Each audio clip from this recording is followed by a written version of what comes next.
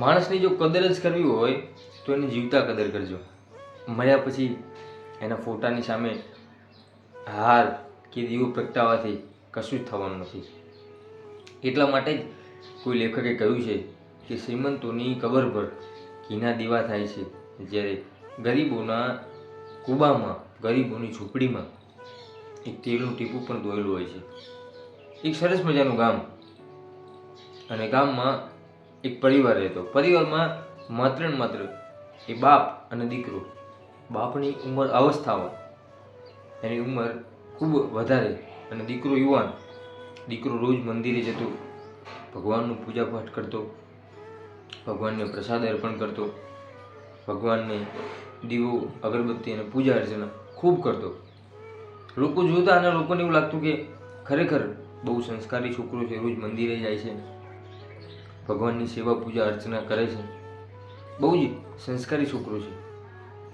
પરંતુ એ છોકરો એના પિતાને સાચવતો નહીં. એના પિતાની ઉંમર ખૂબ થઈ ગયેલી, પરંતુ એને પિતાને ન સજાવતો. ટાઈમે ખાવાનું ના આપતો, ટાઈમે પાણી ના આપતો, વ્યવસ્થિત ચોખ્ખા ન રહે, વ્યવસ્થિત કપડાં ના આપતો, એના પિતાનું કંઈ જ ધ્યાન ના આપતો, પરંતુ મંદિરના ધક્કા રોજ ખાતો. પછી એક વૃદ્ધે આવીને કહ્યું કે તું રોજ આ મંદિરના ધક્કા ખાય છે, ભગવાનને પૂજા અર્ચના, પાઠ અને પ્રસાદી કરે છે, તું તારા પિતાશ્રીને કેમ નથી સાચવતો? તું એમની પાસે કેમ નથી બેસતો? તારા પિતાશ્રી હંમેશા ફરિયાદ કરતા હોય છે કે મારો દીકરો મારી પાસે બેસતો નથી, મને સમય નથી આપતો.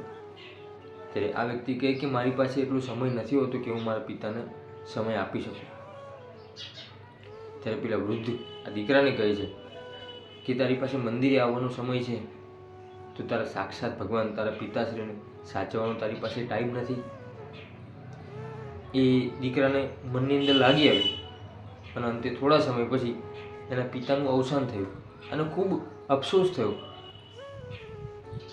એને એવું થયું કે મેં મારા પિતાને જો જે તે સમયે સાચવ્યા હોત, એમનું દેખરેખ કરી હોત, મેં એમનું ધ્યાન રાખ્યું હોત, તો આજે એ 5 વર્ષ મારી સાથે વધારે જીવત. પરંતુ મેં એમની સામે ધ્યાન ના આપ્યું, હું એમની સાથે બેસતો નહીં, મેં એમની સાથે સુખ દુઃખની વાતો ના કરી, એમને તકલીફ શું છે એના વિશેનું મેં પૂછ્યું નહીં, અને આજે મારા પિતાશ્રી મારી વચ્ચે નથી, તો મને ખૂબ અફસોસ થાય છે. એવો વલોપાત કરવા લાગ્યો એ વ્યક્તિ એના પિતાની સામે. પછી તો એના ફોટાની સામે ઘણા બધા ઘીના દીવા કર્યા, અને પુષ્પો ચડાવ્યા, ફૂલ ચડાવ્યા, હાર ચડાવ્યા, પરંતુ મર્યા પછી શું કામનું?